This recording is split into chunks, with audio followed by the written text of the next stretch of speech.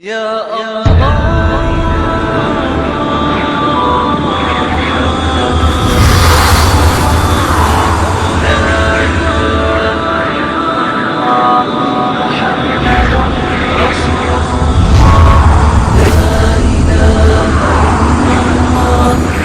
محمد رسول الله لا إله إلا الله محمد رسول الله.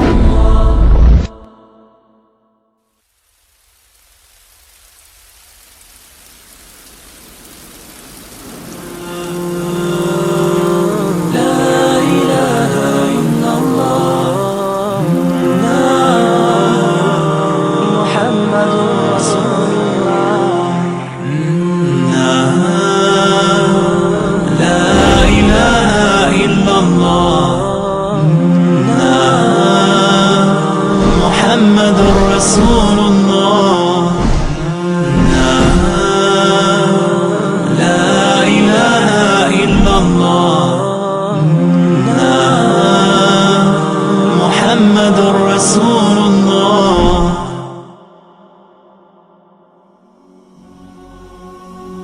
La vérité sur l'islam aujourd'hui est totalement opposée au mensonge. Oubliez tout ce que vous pensiez savoir sur cette religion. Vous aviez l'idée qu'être musulman, c'était être terroriste, quelqu'un qui sème la terreur, une personne orgueilleuse qui prône le mal, etc. Alors si jamais c'est le cas, et que vous pensiez vraiment cela, sachez bien que vous êtes à l'opposé de la vérité. Car ne vous êtes-vous jamais posé la question, comment se fait-il que de plus en plus de personnes dans le monde se tournent vers cette religion? Si elle est si horrible que vous l'imaginez, pourquoi y a-t-il de plus en plus de musulmans? Saviez-vous que le Vatican lui-même a annoncé récemment qu'il y avait aujourd'hui plus de musulmans que de catholiques dans le monde, et que donc l'islam se plaçait comme toute première religion? Croyez-vous vraiment que tous ces gens qui ont ouvert leur cœur à l'islam sont des gens qui n'ont pas réfléchi, et qui ne se sont pas posé des questions? Ou plutôt parce que la réalité s'est vraiment présentée à eux?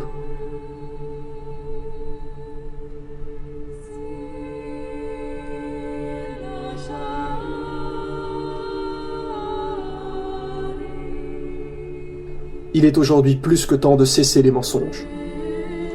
Pourquoi n'y croyez-vous pas? Parce que vous êtes persuadé que les musulmans sont des terroristes? Mais qui vous a dit ça? Où avez-vous entendu cela? Voilà en réalité le vrai problème. C'est qu'aujourd'hui, les gens confondent arabe et musulman. Savez-vous ce que veut dire le mot musulman? La définition même du mot est « faire ce que Dieu nous demande ». Or, Dieu nous a strictement interdit de tuer. Il nous est dit dans le Coran que quiconque tue une âme injustement, ce sera comme s'il avait tué l'humanité tout entière. Donc, quand vous entendez quelqu'un dire « un terroriste musulman a tué quelqu'un », déjà là, c'est impossible, puisque le mot musulman veut dire « obéir à Dieu », et Dieu nous interdit de tuer qui que ce soit. Donc si un arabe tue quelqu'un, cela veut-il forcément dire qu'il est musulman? Par exemple, un français n'est pas forcément un chrétien, un chinois n'est pas forcément un bouddhiste. Ne confondez pas arabe et musulman. Tous les arabes qui sèment le mal sur terre seront punis comme les autres. N'oubliez pas la parole du prophète. Un arabe n'est pas supérieur à un non-arabe, et un non-arabe n'est pas supérieur à un arabe. N'importe qui peut être musulman. Et ces personnes-là ne font pas le mal. Un musulman est quelqu'un qui a l'obligation d'aider son prochain, de nourrir le pauvre, de ne jamais faire de mal, de ne pas se mettre en colère, de pardonner toujours les autres, de remercier Dieu de ce qu'il nous donne. Ouvrez vous-même le Coran. Où voyez-vous qu'il nous est demandé de tuer? Où voyez-vous qu'il nous est dit de faire du mal? Beaucoup de gens pensent aussi que les femmes sont soumises à leur mari, alors que ceci est absolument faux. Avant que le prophète Mohammed arrive, les hommes se payaient des femmes, les utilisaient, ils les croyaient inférieures. Et lorsque le prophète est arrivé, il a aboli tout ça, en expliquant bien clairement que la femme est l'égale de l'homme, ni inférieure, ni supérieure. Où voyez-vous dans le Coran que celle-ci doit être soumise?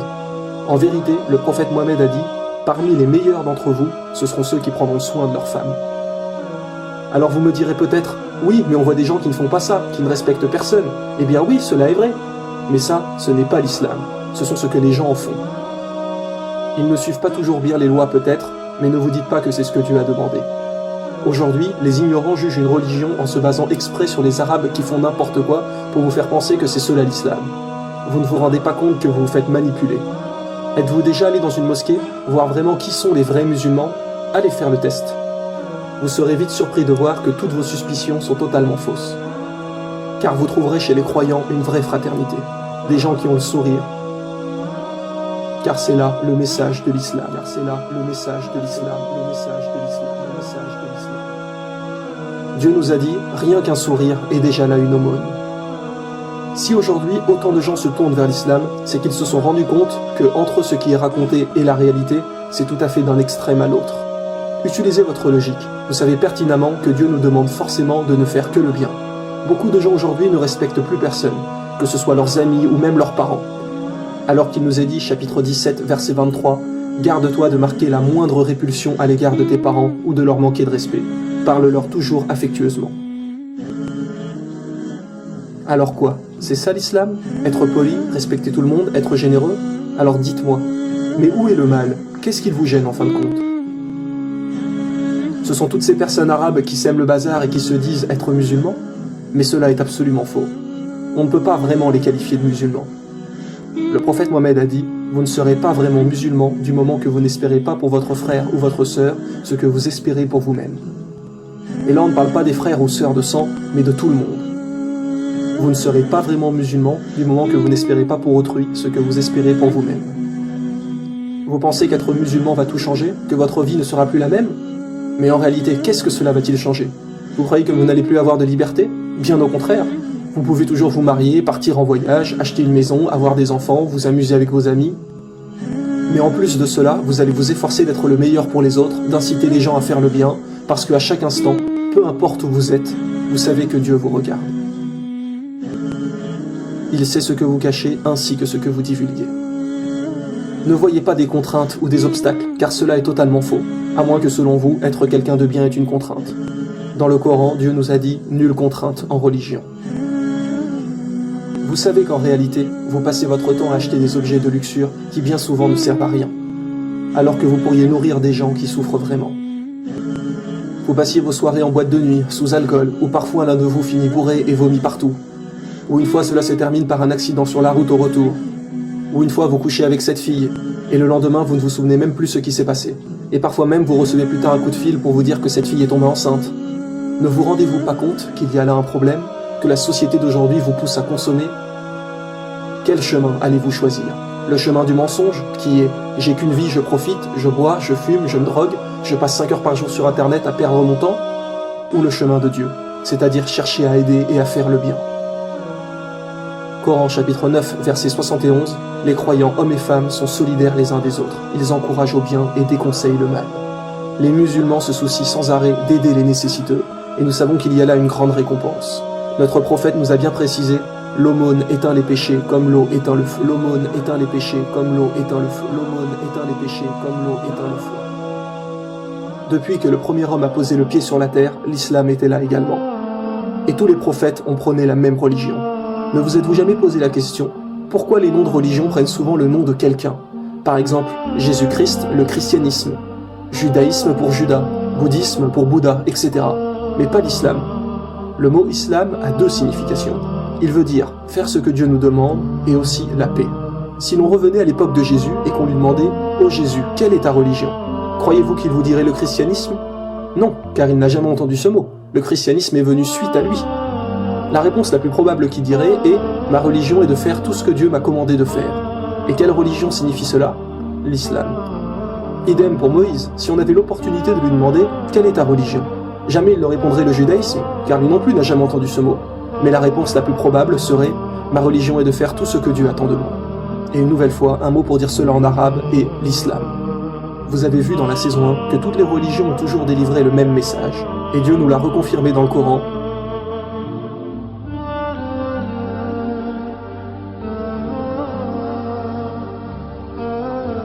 Mais malheureusement, il y a eu des innovations dans beaucoup de choses. Et c'est pour cela que tous les prophètes ont annoncé la venue du dernier messager, qui rétablira bien sur la terre la vérité sur la religion de Dieu.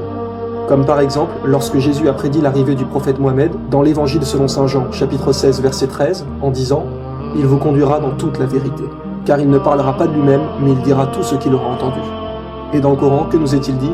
Mohammed ne s'est pas égaré et n'a pas été induit en erreur, et il ne prononce rien sous l'effet de la passion.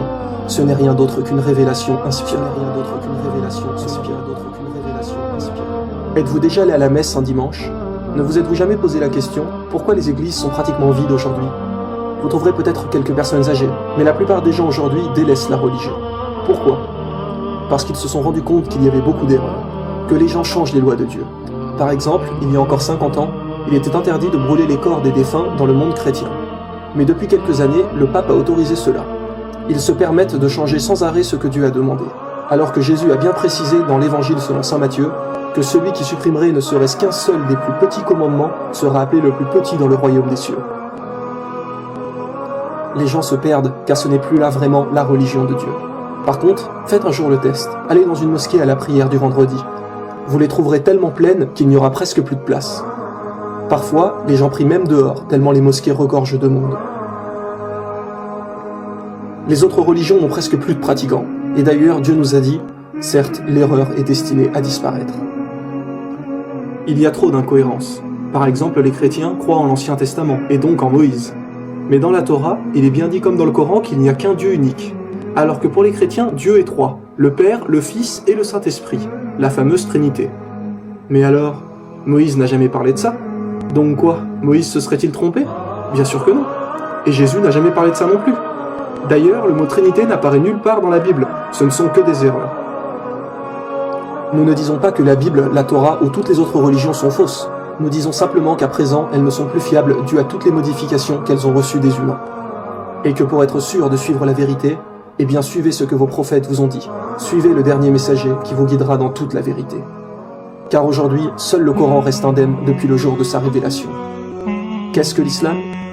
La religion de Dieu, la vraie religion, la religion de paix. Ne restez pas dans le mensonge. Renseignez-vous par vous-même si vous avez des doutes. Demandez à Dieu de vous guider, et les doutes vont être levés. Et les doutes vont être levés. Et les doutes vont être levés.